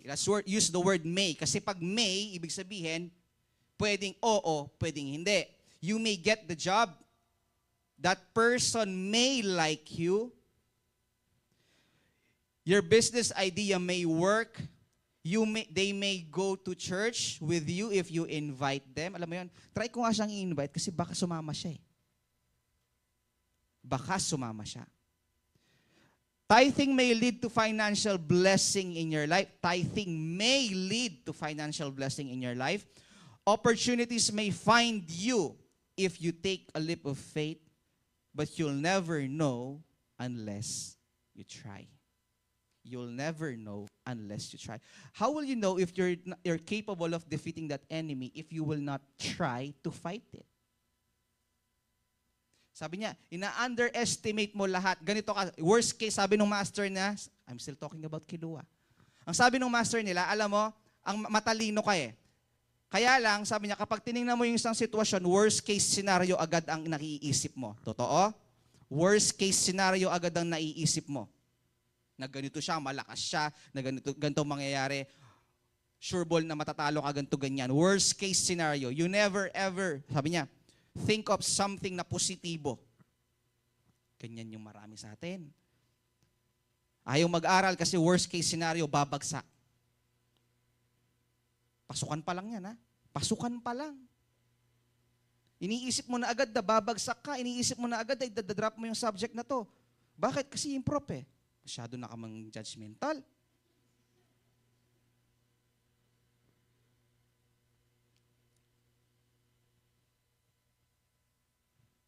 You may fall if you try to get up. Tignan niyo to ha. You may fall if you try to get up. But you may also walk if you try to get up. Choose. Yes, pwede kang madapa dahil tinry mong bumangon. Pero tandaan mo, pwede ka ring makalakad dahil lang bumangon ka. Is it worth a chance? Trying. Young people, trying. Is it worth a chance? Is it worth a chance? What you've been praying for, pwedeng ibigay, pwedeng hindi ibigay. Is it worth a chance? If nag-try ka, hindi binigay, okay. Pero paano kung nag-try ka tapos biglang binigay? Bumibili kami ng Crocs ni Ate Shai mo nun sa department store. Ang problema, hindi namin mahanap yung Crocs na talagang physical store sa mall. So, ang nangyari, pumunta kami sa department store ng SM. Tapos, dun siya namili. Paglabas namin, pag nakapili na siya, paglabas namin ng department store, dun namin nakita yung Crocs. Yung mga available dun sa department store, mga plain lang. At saka yung mga pinagpilian, meron pa rin naman magaganda, pero hinahanap niya talaga yung physical store ng Crocs kasi nga, dun talaga yung marami kang choices. Paglabas namin ng department store, nakita namin yung Crocs. Sabi ko, nakalulubkin. Magsisisi ka pag pumasok ka dyan, sabi ko sa kanya. Hindi na kami pumasok. Isipin niyo yun, kung nakita namin agad yon, di nakapili siya ng gusto niya talaga. Tama ba?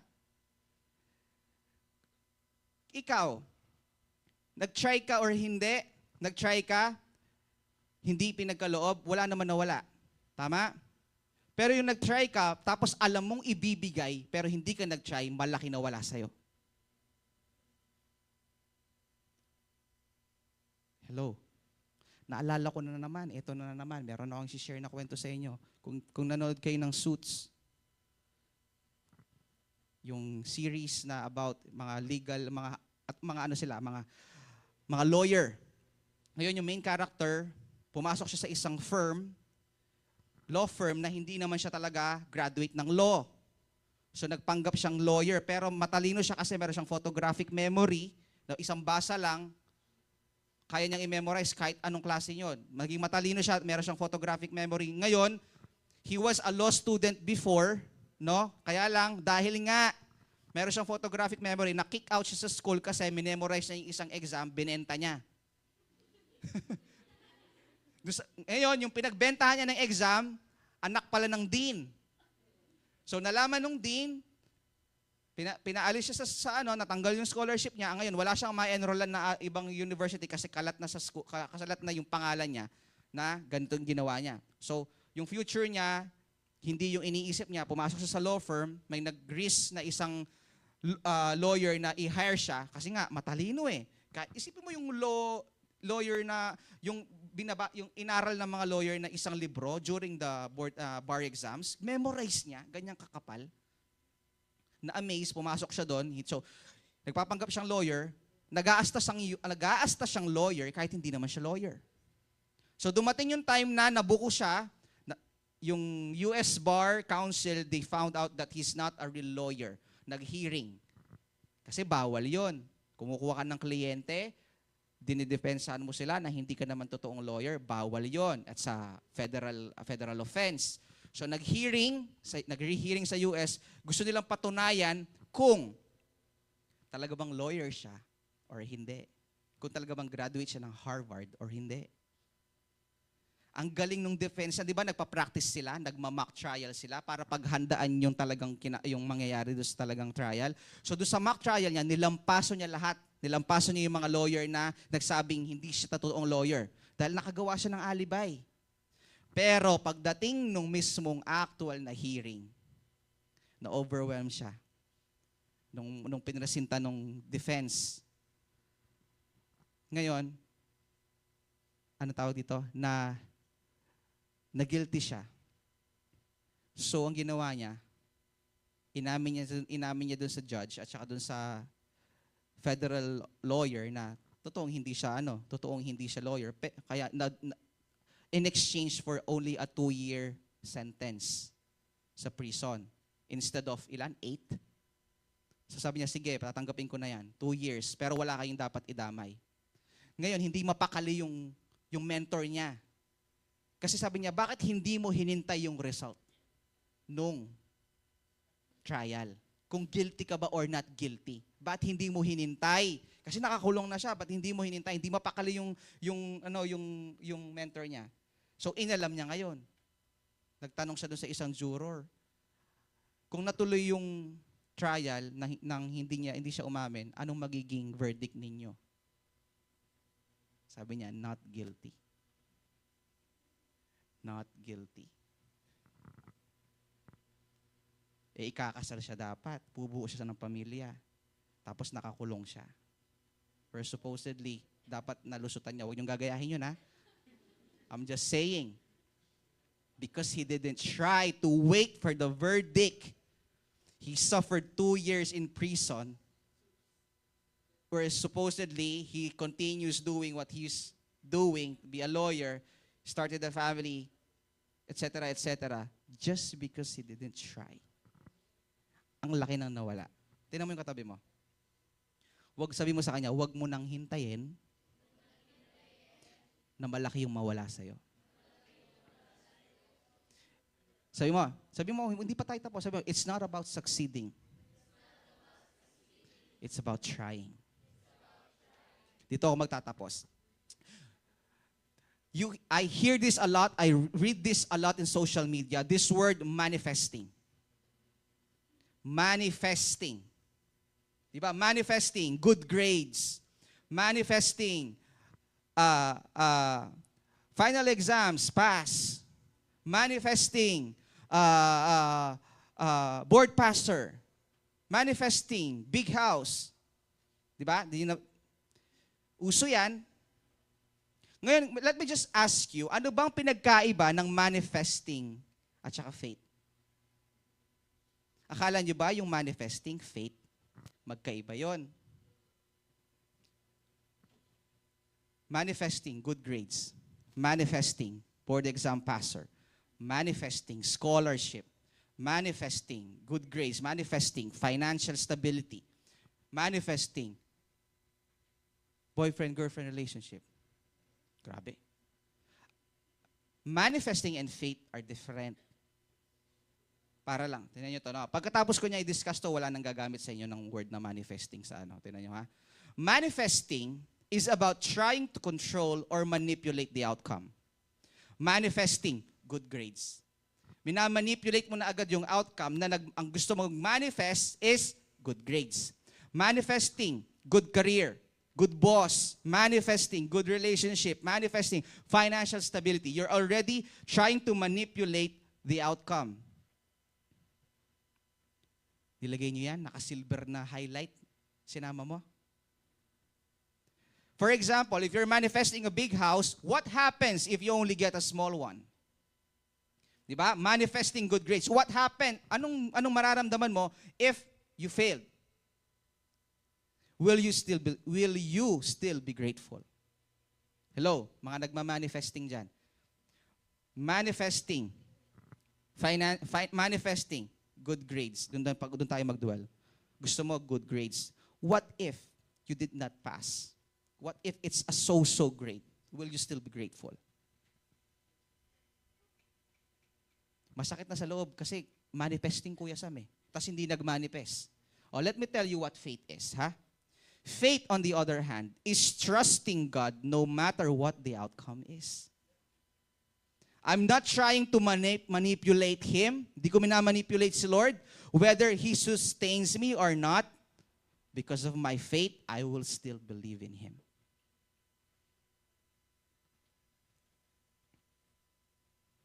Ang sabi ni Shadrach, ni Meshach, at ni Abednego, iligtas man kami ng Lord, ng Diyos namin or hindi, hindi pa rin kami sasamba sa Diyos-Diyosan na yan. That's faith. Hindi sila manifesting aircon sa loob ng furnace. Manifesting snow. Isipin nyo, nag-tweet silang tatlo, manifesting snow. Or si Daniel, manifesting kuting. Instead of, alam mo yun, lion. Nag-enjoy pa siya doon sa loob na ano kasi minamanifest. Gusto niya mga pusa. Cat lover daw siya. Pero hindi, iligtas man kami or hindi ng Diyos namin, hindi pa rin kami sasamba sa Diyos na yan. I-sustain man ako ng Lord or hindi, good grades man or hindi, because of my faith, I will not stop believing Him. Manifesting. Faith. Now choose. Do you want to manipulate or do you want to trust? Let's all stand up.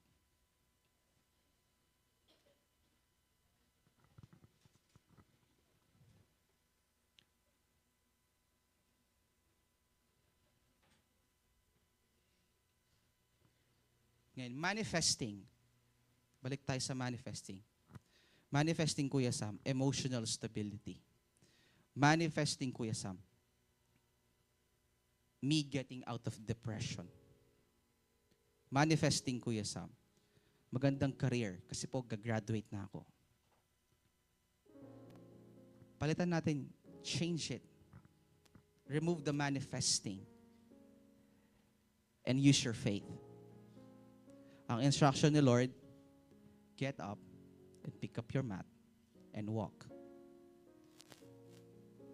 Tingnan niyo ito Pagtayo at pagbangon ng paralyzed man, anong klase ng buhay yung naghihintay sa kanya? Wala. Magsisimula siya ulit. Tama? Magsisimula siya ulit. Kasi for the last 38 years ng buhay niya, andun lang siya sa gilid ng Bethesda. Nanlilimos, naghihintay ng pagkakataon na makapag-dip dun sa pool. And for the first time in his life, nakalakad siya, binigyan siya ng panibagong pagkakataon ng Lord na magsimula ulit. Ilang chances na ba ang pinalagpas mo? Binigyan tayo ng maraming opportunities ng Lord na makapag-start ulit. Pero dahil ayaw mong sumubok, hanggang ngayon, andyan ka pa din. Tingnan niyo to. Alam niyo ba yung kanta kanina? It's very powerful. Sabi niya, Christ is my firm foundation, the rock on which I stand. When everything around me shakens. Tapos ano sunod doon? I've never been more glad that I put my faith in Jesus. People who get up and walk.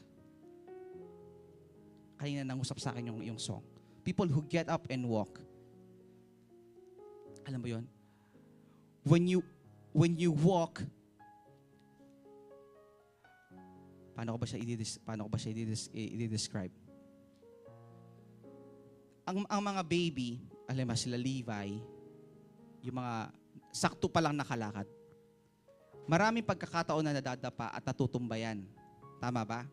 Nakita mo, may natumba, tatayo mo. Maraming pagkakataon kasi hindi pa fully develop yung muscles nila sa paa to actually support the entire width of walking.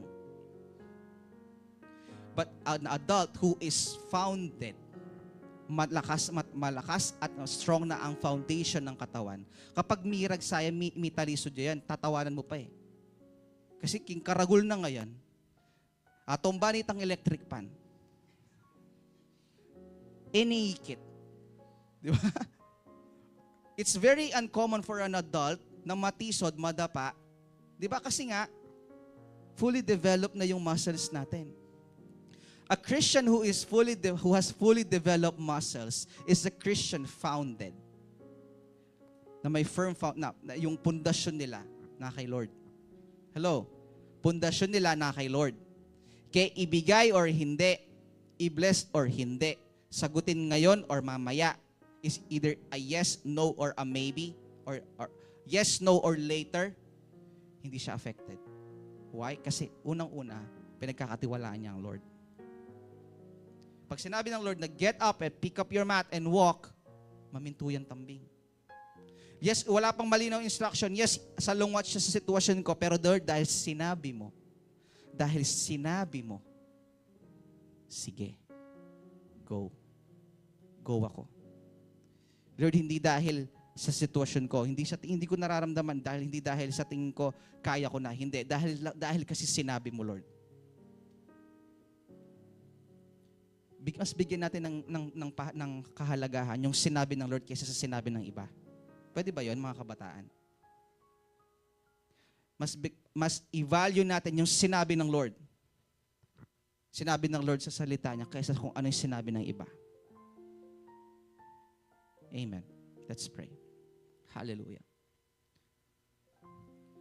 Thank you, Jesus.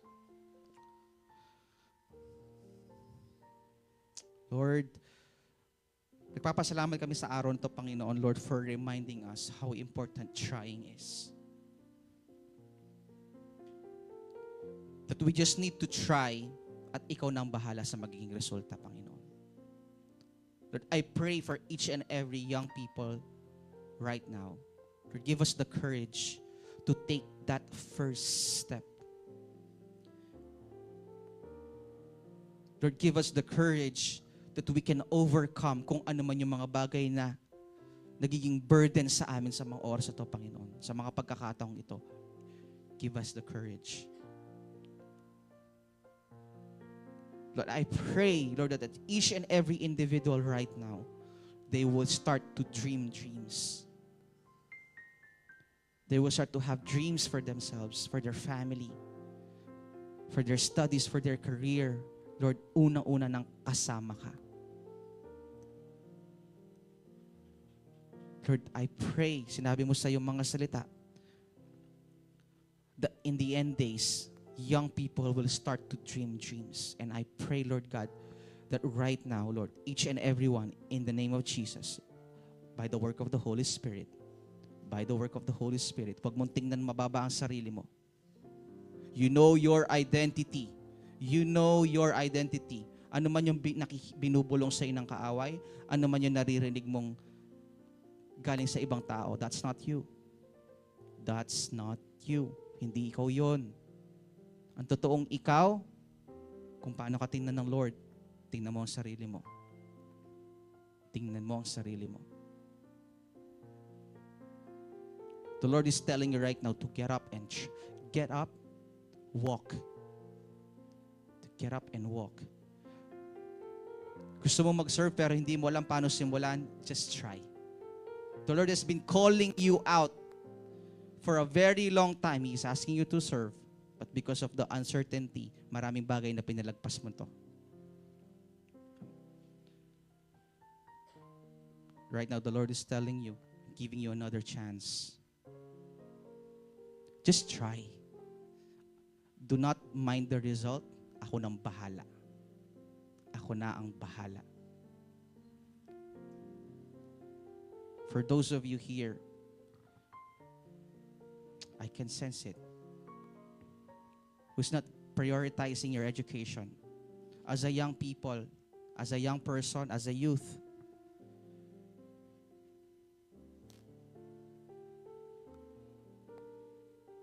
napaka-importante ng edukasyon. And if you've been given the opportunity to study, you are so blessed. You are so blessed. Yung iba pinapangarap lang, sa'yo, andyan na. Sa'yo, andyan na.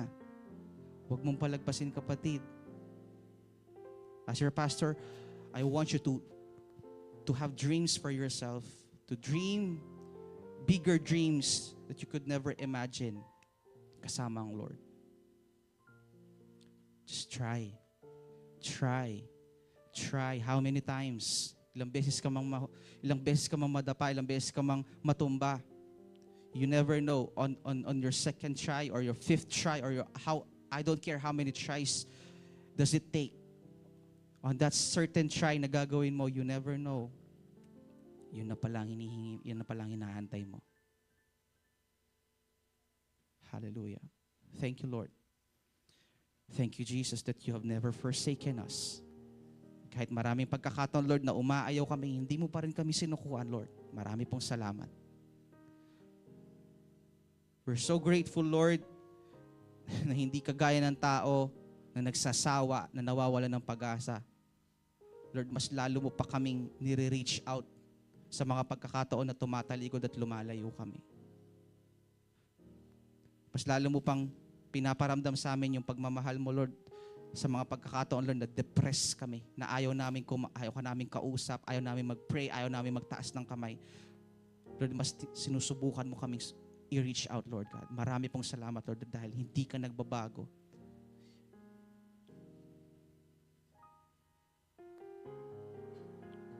Hallelujah. Lord, whatever the word ang naitanim sa mga puso ng bawat kabataan na nandito, Panginoon, I pray na dadalihin nila to, Lord, hanggang sa maging career people, maging professional sila, magkaroon sila ng sariling pamilya, at maituro nila, Panginoon, sa magiging mga anak nila in the name of Jesus. You said you are faithful in generations. You've been faithful sa generation ng paralyzed man na to, Lord. You are faithful. You're still faithful today. You're still faithful today. And I pray not just physical healing, Lord, but emotional. Kung trauma man yan, Lord, I pray for complete healing in the name of Jesus. By the blood of Jesus, I command any unclean spirit, anything that is not from you, Lord, right now, we rebuke them. Holy Spirit, manahan ka. Unclean spirits, get out. You have no place sa buhay ng bawat kabataan na narito. Holy Spirit, take over. Take absolute control. In the name of Jesus. In the name of Jesus. Maraming salamat, Lord.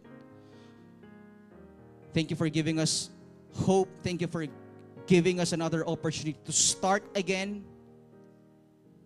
And thank you, Lord, for your faithfulness because you have never forsaken us. Maraming salamat.